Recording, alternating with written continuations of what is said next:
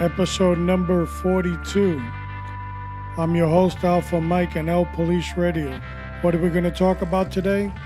Well, we're going to talk about the same old routine, day in, day out. Respond to calls, write reports, look at your supervisor, there's the watcher commander, and tomorrow I get to do it all over again on the next LPolice Radio.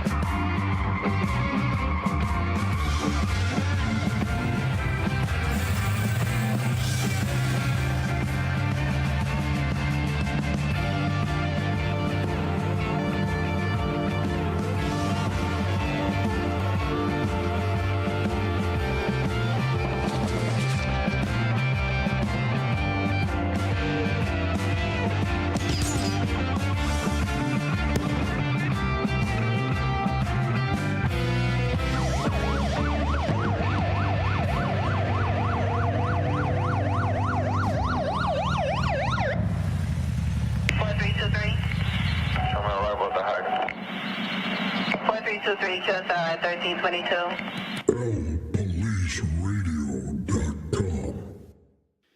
Same old routine, over and over again, repeated multiple times during your career, so many times that you can almost be an expert at what you're doing. It gets old. You respond to calls, you handle the calls the same, you basically write your reports, you submit them to your supervisor, the watch commander. It's the same thing over and over. It gets so monotonous that after a while you say to yourself, is this what I signed up for?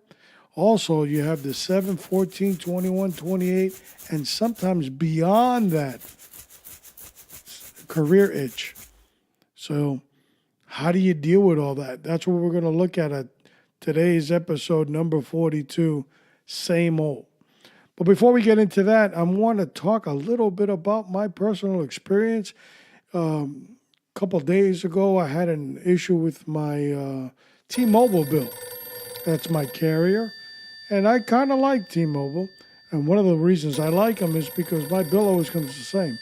It's that same exact amount. Now, I know there are haters out there. They suck and this and that. You can't. Okay, well, everybody has a preference. But I get my bill and I notice that there's a one-time fee a little higher than what I usually pay. So out of curiosity, I go online to see what it is. And it says one-time fee. It doesn't explain to me.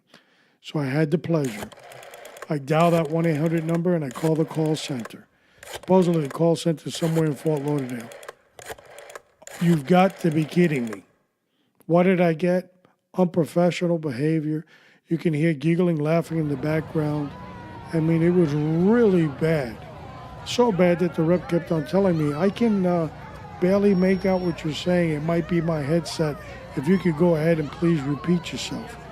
And I found myself repeating myself over and over in this story that I was telling the representative.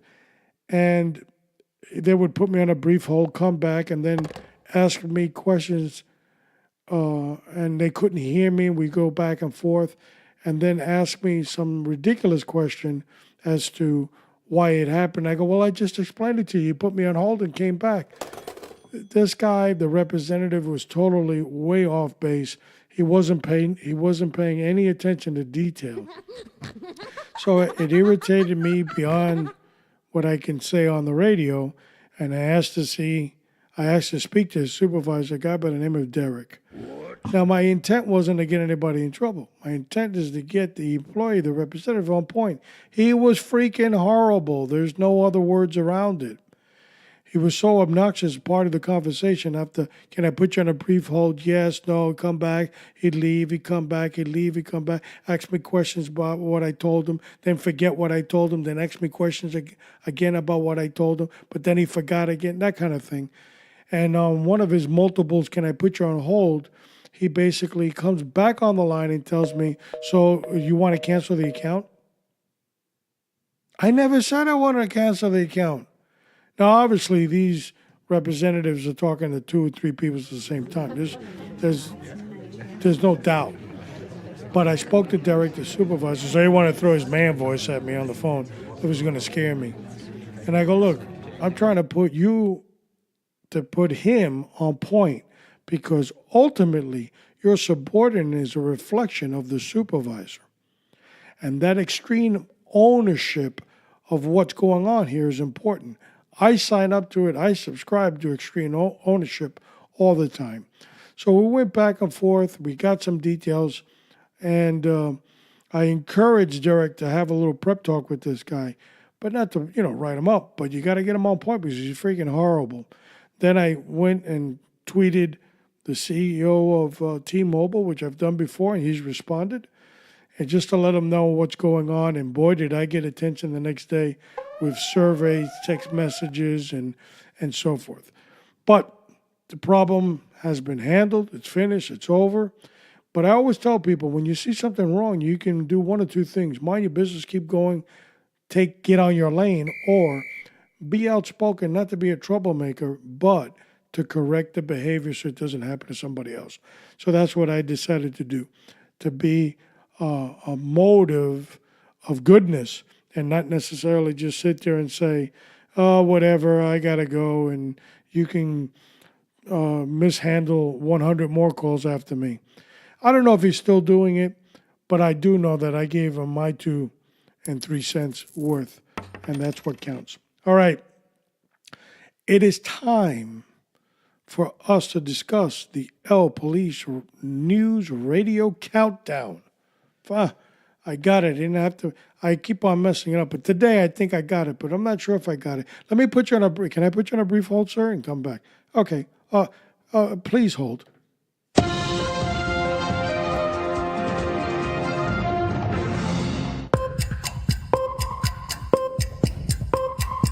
One. On episode 42, we feature some pretty interesting news articles. Definitely ones that you have to really keep a close ear to. And we're going to talk a little bit about it. So it's going to be a little bit prolonged here. So, New York frees another cop killer. Yep. Another one let go. It's ridiculous. It's like a epidemic now. But another Black Liberation Army cop killer is getting paroled. Robert Hayes, a cold-blooded thug who killed a transit cop in a senseless subway platform shootout in 1973, then turned a sawed-off shotgun on 5 cops, was later busted into his hideout. Transit patrolman and father of 2, Sidney Thompson, 37, lost his life for merely trying to arrest the 23-year-old Hayes and a second Black Liberation Army member for jumping the turnstile. Sentenced to 35 to life in 1974 before state law mandated life without parole for cop killers, Hayes will get out as early as July 24th.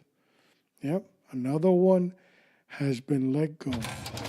Now, all this does to me, it motivates me to basically say it's time for the death penalty when you kill a law enforcement officer in this country. You get the death penalty. So we don't have to read these articles 40 years later getting released. That's my opinion. Okay? This is a travesty of justice. The victims the family members of the victim, the police officers, are out. They never thought this would happen. But this is what's going on in this country. New York is releasing them as fast as they can. It's a shame. More hatred for law enforcement. It's shown at every level. And this is one of them. Number 2. Now Where is story number 2? All right, well, it's got to be here somewhere. 2, Sadly, our second story brings us to the confines of Philadelphia, where we read the same thing about more cop killers being released. Philadelphia, a member of the radical group MOVE, has been released from prison nearly 40 years after the group engaged in a shootout that killed a Philadelphia police officer. Debbie Africa is the first of the so-called MOVE 9 to be released on parole. She left state prison on Saturday. 9 MOVE members were convicted of third-degree murder in the August 1978 death of Officer James Ramp, and each of the 30 to 100 years in prison. The fatal confrontation came after police tried to evict the group from its rat-infested Philadelphia headquarters. MOVE claims Ramp was killed by friendly fire. Africa, who was pregnant at the time and gave birth in prison, said in a statement issued by her lawyer that she's happy to finally be home. She called for the release of the other 6 hoodlums for surviving defendants, including the father of her son, all of whom remain behind bars. 2 other MOVE members appeared before the state parole board on the same day as Debbie Africa, but were denied parole according to defense lawyers.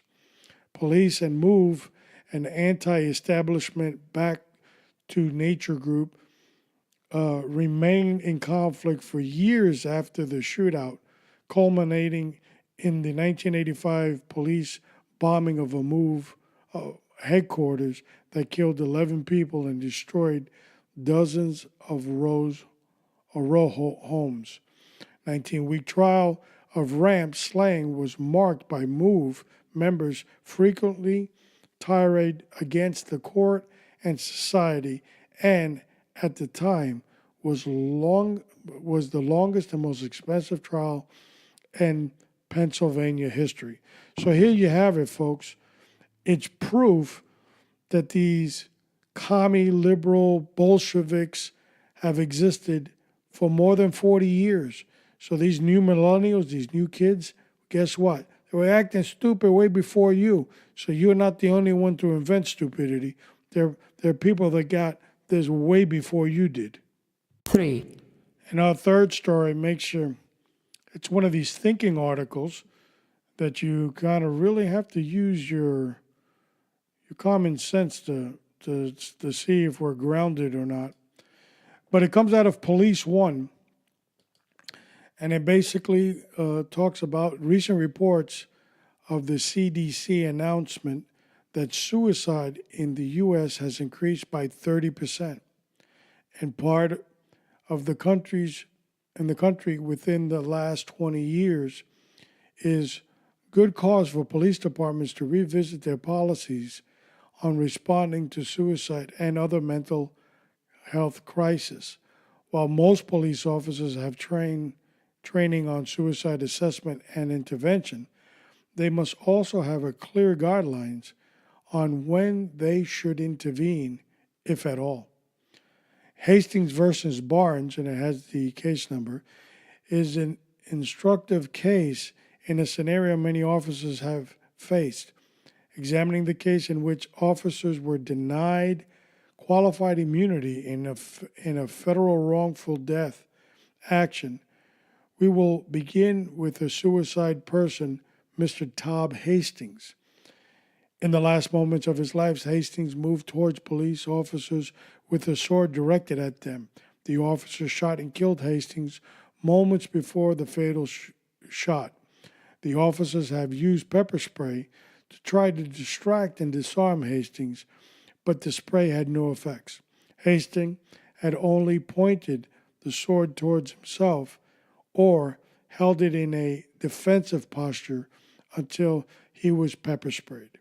The officers were crowded in a doorway of a bedroom with Hastings 8 to 12 feet away. Officers were in in the home because Hastings had refused to step out to come out to speak to officers and so forth. And it goes on. So basically, what the article is alluding to is a lot of suspects want to kill themselves, so they seek suicide by cop. So the review here is, do officers need to stop a person that wants to kill themselves if ultimately the end all is for them to kill themselves by police hands? Or can they say that they're protecting the general public? Well, it goes into speculation, and of course it talks about this specific case, and we'll come to the conclusion. But you have to protect life at whatever cost. Obviously, officers 8 to 12 feet with a guy with a sword. Hey, cardinal rule is 20 feet, and this guy had broken that, so they were in their right to shoot him. Do you want to avoid it? Yeah, sure, of course you do. But when the end result is that this guy wants to kill himself, he's going to do it one way or another, and he's going to have the cops do it for him. So it goes on to say, see if we can get the conclusion notes here. Police officers want to help people in distress. Police officers value life and risk their own to save the lives of others. Police officers are called because somebody expects them to do something. These internal and external expectations can compel officers to take actions before asking the fundamental question of whether they should take any action at all. Clearly, doing nothing is unacceptable, but taking a moment to ask what the objective is in a suicide call, respond well determined whether police break down a door, tackle a mentally ill person, or use deadly force against someone who wants to die. Alternatives to immediate action in cases where distressed person's danger come only from themselves and no one else is at risk, including seeking a warrant or court order or protecting a scene to wait for a mental health crisis team to arrive. Officers are under careful legal scrutiny when plaintiffs can point to police tactics that create an extenuating circumstance that otherwise did not legally exist before their intervention. Tactical disengagement is a strategy designed for situations where a successful outcome is not reasonably certain until additional resources or information are available to execute a plan to meet a clear, defined objective. Police officers will always be ready to help. Their trainers owe them the decision-making tools to know how to do that with the weight of the law in their favor. The bottom line is that takes a huge toll legally on the agency and the officers on their fiduciary duty. When I was an instructor, we taught about being an active participant in a scene. And if you have to sit, scratch your head and some other body parts before you take action, that's called liability. So my guess is no, you have to act from the word go based on the scenario presented before you, not second guess the scenario. Yes, you're going to use the best tactics available, but they might not be pretty. That's one thing about use of force. It may not be pretty. Well, that concludes our LPL countdown, news countdown, and where in the world is the bugler lady?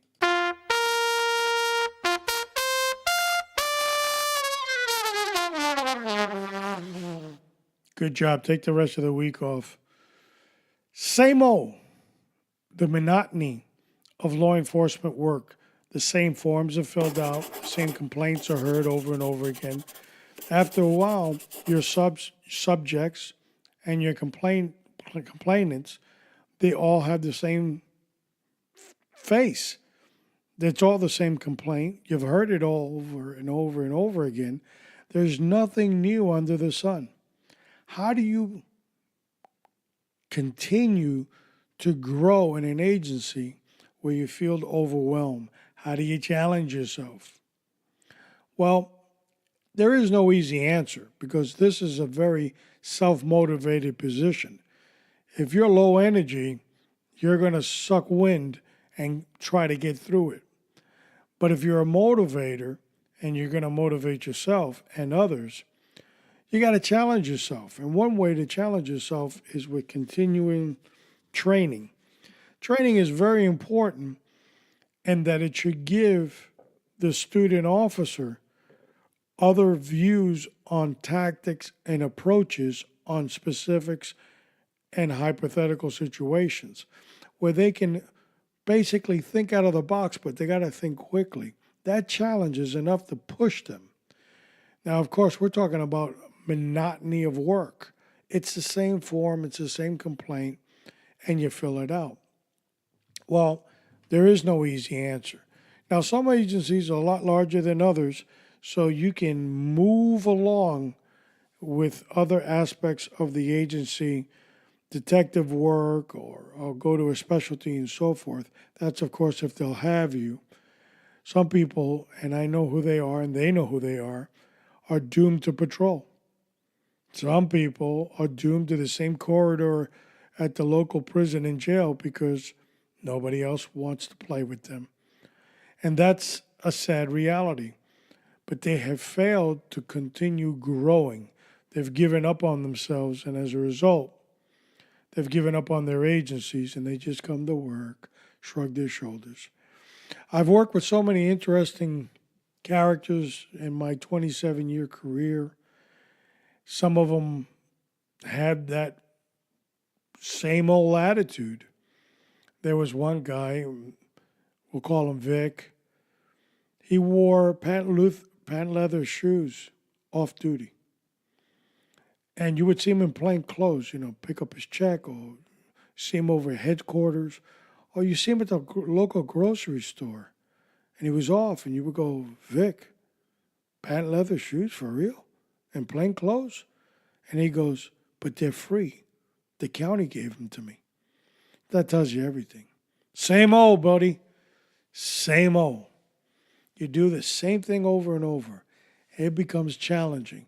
You don't want to continue. You don't want to go forward. And there's never the story you've never heard before. How do you challenge yourself? Well, sometimes your supervisor is going to challenge you because you have a new one. And this new supervisor is brand new chevrons. They're going to try it on you. And let me just say this, and I'm not trying to cause any ruckus here, but sometimes there are supervisors that work in agencies that they put a whole new spin on stupid. And you now enter their crazy and absurd world on how to do things. In a monotonous job that everything is so routine, now Superfly becomes your supervisor and they want to juice things up, and it's just not conceivable. How do you push yourself to get through? You got to fill out the same forms in double and triple quotes. Sometimes those forms get kicked back and you've got to correct them. You go to court for traffic citations. It becomes old. The average citizen doesn't know that the officer in a patrol car basically is a clerk, writing and filing paperwork during the course of their tour of duty. They might develop 10, 15, 20, 25 reports or articles of reports that they have to produce in their shift, 8, 10, or 12-hour shifts. And grounding yourself on how to do these routines are very important. Now, I want to get to the meat and potatoes of the subject on same old. How important it is for an officer to snap out of it. Every everybody in law enforcement has good days and they have a whole bunch of bad days. Usually when they have bad days, their crew, their squad will carry them through that bad day. And then they, in turn, sooner or later will have to carry their squad or crew members in the future. And that's how teamwork is developed. But how important it is to snap out of it today, it is mammoth. Why? Well, they're gunning down police officers. You might have read a few articles. You might have seen a few police funerals on television. They're very sad. When you least expect it, somebody's trying to pull a gun behind your head and pull the trigger. So police officers now have come into a routine of tactical response on routine calls. Same old calls have turned tactical now, depending where you are. Some of these calls should be tactical all the time. I will not mention the jurisdiction, but I know that they have, in the height of these things, they had a tactical team that were backup uniformed police officers, and they were basically unmarked vehicles with plainclothes officers in these vehicles with long guns at the ready, and they were basically just following the marked police car on their routine calls, and they were basically eyes and ears for the officers in case they were ambushed. Now, that's all around America. That puts a whole different twist on everything. As routine as the call may sound, officers die more so in the line of duty because they relaxed. They let their guard down. And once they let their guard down, the bad guy took advantage of it because they saw it as a routine call. I've done this a million times. This is 1,000,001. Nothing's going to happen. And something does. Now, we're not telling you to be a paranoid, schizophrenic officer when you're out there, because I'm sure there's plenty of those to go around. But you want to really be vigilant when you're out there. You know, very intuitive to your surroundings. Make sure you have tactical awareness at all times. Even though you're riding, your partner should be watching your back. You don't want two goofballs on a scene. We'll go with one and the other one paying attention. Same old isn't same anymore. Same old will get you killed nowadays. Same old will give your family a deep desire to see you again if something happens. Same old will ruin your career. Same old will finish your career. Same old is like a fungus and a cancer waiting to eat you up. The routine means that you've mastered how to do it, but it does not guarantee that while you're doing it, you'll be safe. And that's the most important ingredient in any routine that we do. You know, when you study law, use of force, you learn about conditioning, color-coded conditioning, code white, code yellow, code orange. And code white is when you're at home. And I used to say to my students, when I'm on home, sitting on the sofa in my underwear. Code yellow, I should be donning on my uniform now. And it goes on. We have to be in a constant awareness. When you're in uniform and you're vigilant out in the street, there are agencies, believe it or not, they know who they are, that they have officers that are sworn, they wear badges and uniforms with no gun. What? No gun. They're wandering around the streets with large targets all over them. And that routine has to stop.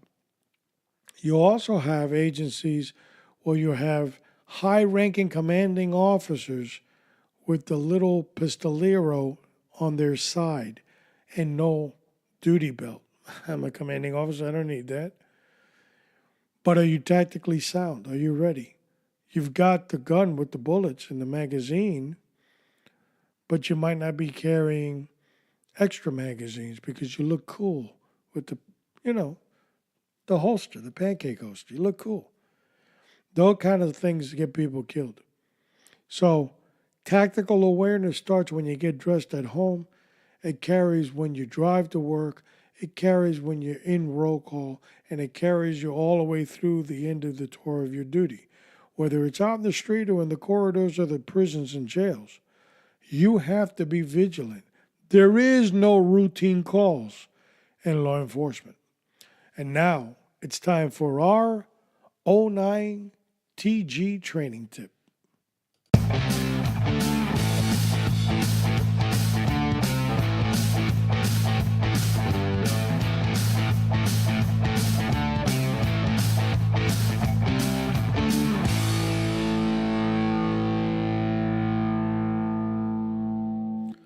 I want to take the opportunity and talk about one very important training tip that has gone to the wayside way too often. And as I was finishing my career, it was more and more prevalent. And that is, I'm not here to check my fellow partner, I'm here to do my job. Now, there was a time when I started that the senior officers put you in check, made sure that you were up to standard to be part of the squad. Nowadays, in this new millennial, they don't really do that. They'll see something and they'll just keep on. I ain't the supervisor, let them handle it. But it's time to get those old, salty senior officers to get off their ass and start what they see and talking. That's not going to be well received at first, but when the crap goes down, they're going to know and be appreciative of the advice that they got. See, the old salty senior officers been there, done that, and they have the T-shirt. And because of that experience, they know more than the regular officer that might not have experienced that. How many officers wear handcuffs directly on the small of their back, waiting for that first shove into a steel door, and all of a sudden they got a disc dislocated out of their spine or their back?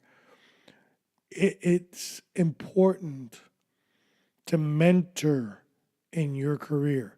Mentorship makes you safe, makes your partner safe. It takes away the same old routine, and most importantly, it makes the agency look good. So find somebody to mentor.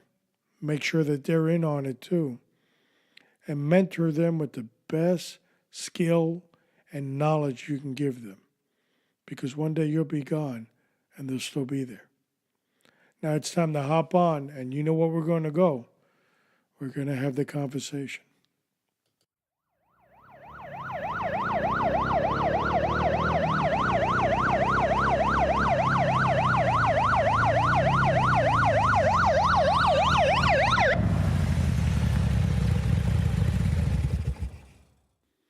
Have you ever tried to give somebody advice and they just weren't going to listen?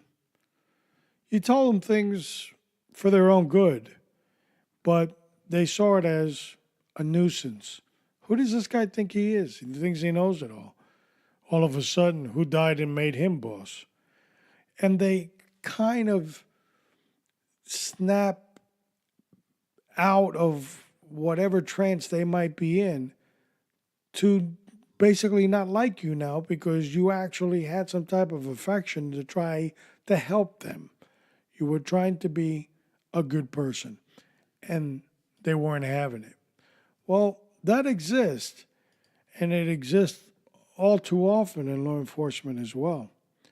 Sometimes people are taking a path that they just don't know how to stop. pretty soon we're going to have a new episode on. It's called Suspicious Minds. And like I've said, we're not going to be talking about detective stories. We're going to be talking about one of the highest occupations of all occupations with the highest rate of divorce because of the foolishness that's going out there.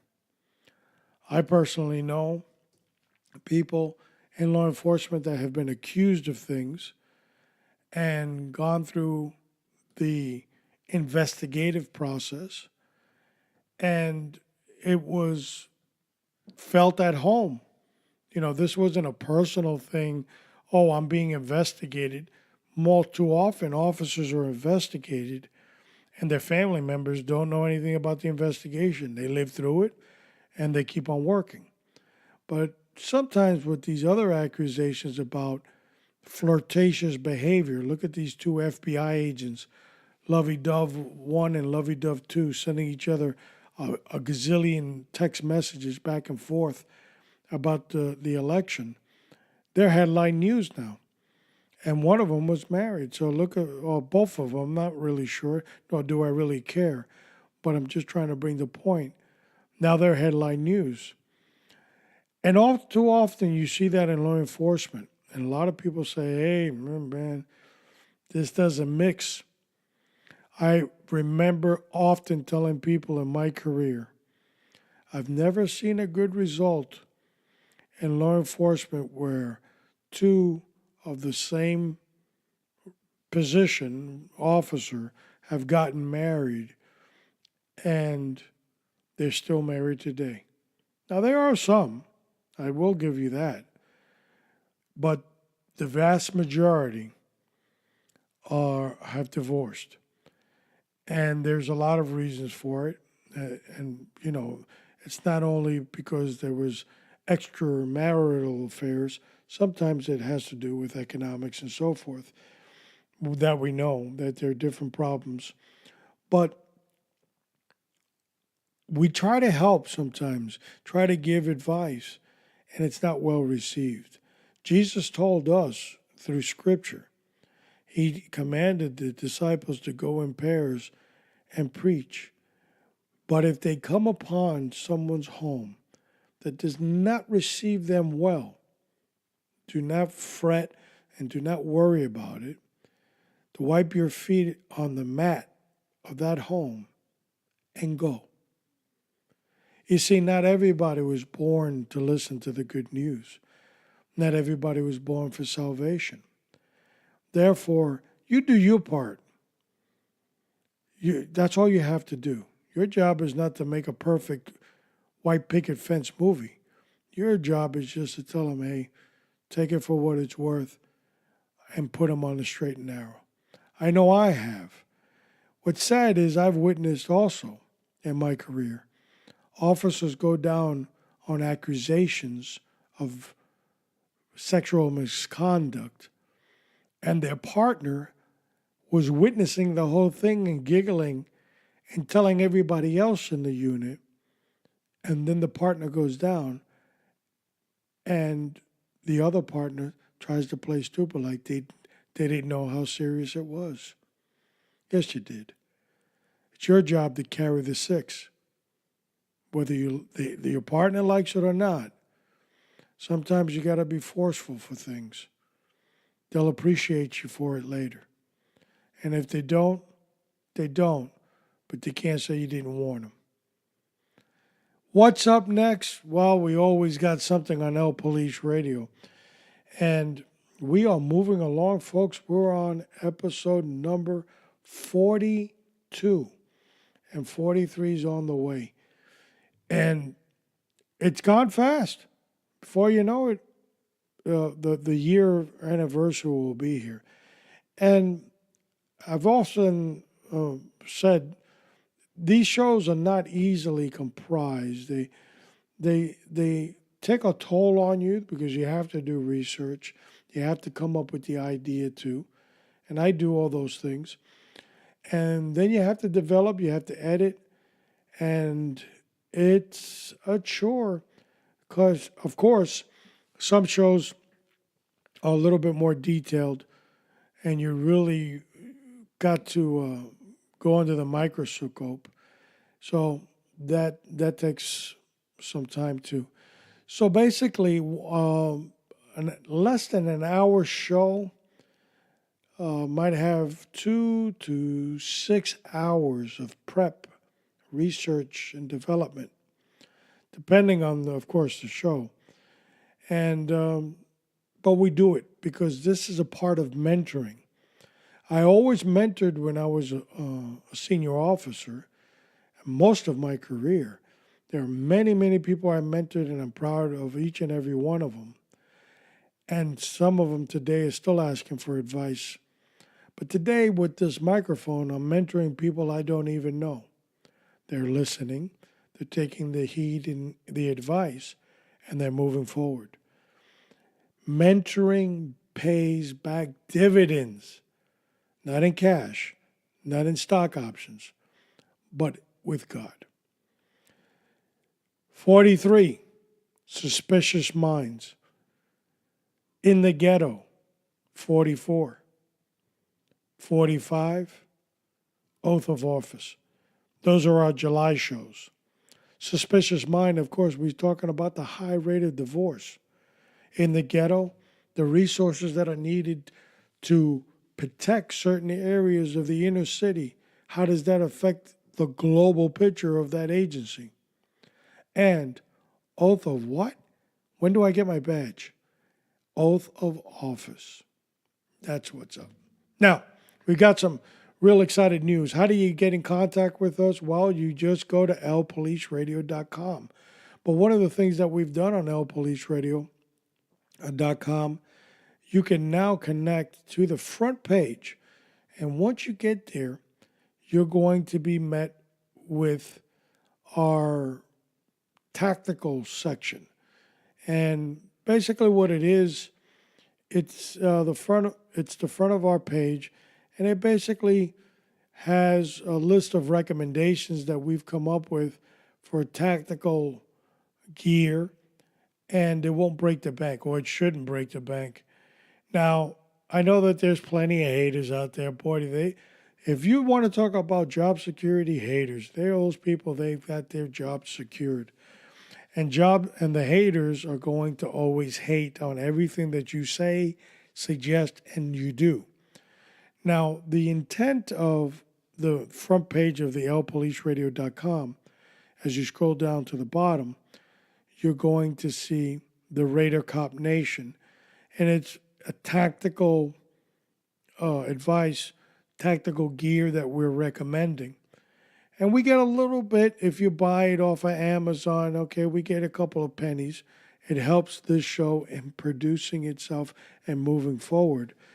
Let me tell you, there are a lot of expensive pieces of equipment that have to be purchased.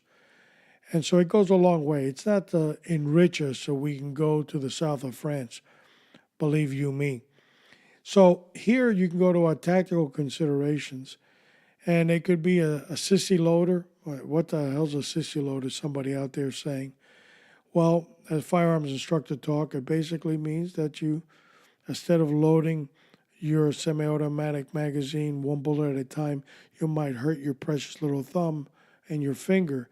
There's kind of a machine that does it. You just press down and press the spring inside the magazine, and you insert the bullet, and your precious little thumb won't get a boo-boo.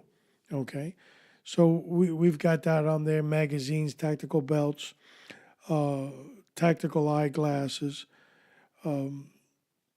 There's an array of things, simple knives, but they're all on the cheap. You don't have to second mortgage your home or anything like that in order to buy some of these things. Listen, I do a lot of research. And a lot of research, especially on the gunware.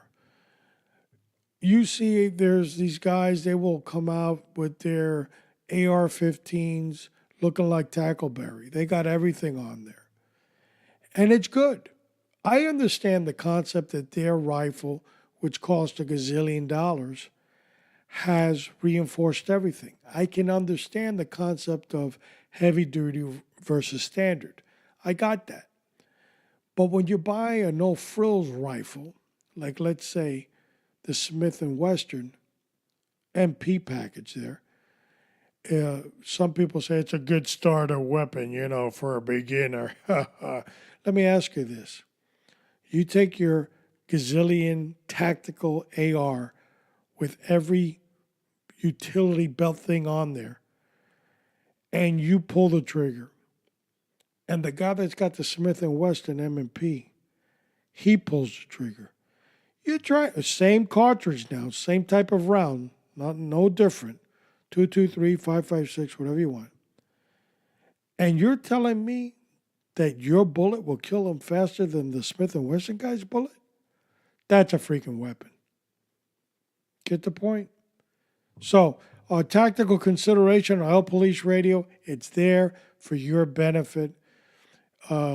If you go ahead and click and you buy it through that Amazon link, we get a couple of pennies for our hard work and dedication.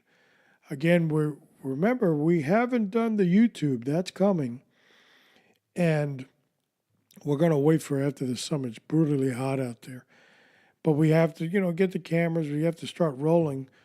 And on training and tactical considerations, we got to show certain things. Cameras are expensive, folks. Drones are expensive, folks. Microphones are expensive, folks. Hard drives are expensive, folks. And forget about the time consuming and everything else. We have been targeted off of Palm Bean for advertisement, and I do want to say that. So in the near future, there's going to be a little cut in, either in the beginning or in the middle or at the end of a podcast. It'll be a little spot. It's about 10, 15 seconds long, maybe even less than that. And we get a couple of dimes off of it. And it's not a big deal. We haven't been selected as of yet. We've been considered. I have to look at who the advertiser is going to be. The reason I'm sucking wind right now is because I'm not talking about killing babies, or I don't have a left-wing approach, or I'm not trying to get Hillary Clinton reelected. So therefore, I'm talking about law enforcement. I don't have a list of sponsors that are eager to hook me up. Remember, if you have a gun, an AR, semi-automatic, you're bad. Just ask all those guys that do those reviews on guns on YouTube. Well, most of you might say, well, I still see them. They're still there. Oh, they didn't pull the plug on them that way. They pulled the economic plug. You see, some of these guys had 500,000, 800,000, a million subscribers. And through that advertisement, they were getting money. They pulled the plug on all that and said, we're not going to give you any money. You can keep on talking about your guns, but we're not doing business with you. And they're getting away with it. Now, all of a sudden, it's turned everybody off into these website where you basically, it's not a subscription, but you help out the YouTuber or the podcaster with a $1 pledge or a $5 pledge a month or $10 or whatever. There's different ranking systems, and it helps them produce content. And if you go to that, and I'm going to post it on LPoliceRadio.com, when you go to the website, you'll see all the left liberal pages or YouTubers or whatever you have out there that really don't need the funding because they still can get it through YouTube. They've got a bunch of subscribers. They'll give them $5 and $10 a month, but not really subscribers. You're helping, you're donating. You can quit at any time. But for the conservative type, law enforcement type of programming, it's a little harder. I don't know if you know, and it's a secret between me and you, the listener. Make sure nobody's listening. Look left and look right. Make sure nobody's around. If you have any small kids in the room, cover their ears. I'm about to say it. Are you ready? Police officers are stingy. Hey! Guy in the back row, I don't think he heard me. Cops are stingy. They don't give money. What? So there you have it, folks. And that's another problem. They got some tight wallets. No. In my career, I saw people take $5 bills out of their wallet, and the thing was wearing sunglasses. It was so dark inside that wallet. They haven't seen daylight in years. Okay? And that is one of the problems with law enforcement. Tight, tight, tight, buddy. And I'm not just talking about the pant size. I'm also talking about the financial aspect. We've got a lot on this show. We've covered a lot too. Let's do a little revamp. We talked about the same old thing day in and day out. How to get out of it. Challenge yourself. Have your trainers, your instructors challenge you on thinking out of the box.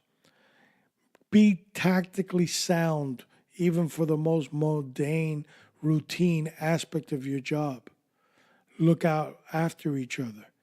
Don't be the daydreamer and he's the daydreamer as well, because it's your life that depends on it. We need you to continue in the fight, because this is a long fight. And without you, we can't do it. Folks, that concludes episode number 42. We've looked at this together and we've taken the journey. You've learned something. Use that enthusiasm. Be a strong police supporter, not negative one. God bless you. God bless the agency that serves you. And God bless the United States of America. Long live the Republic.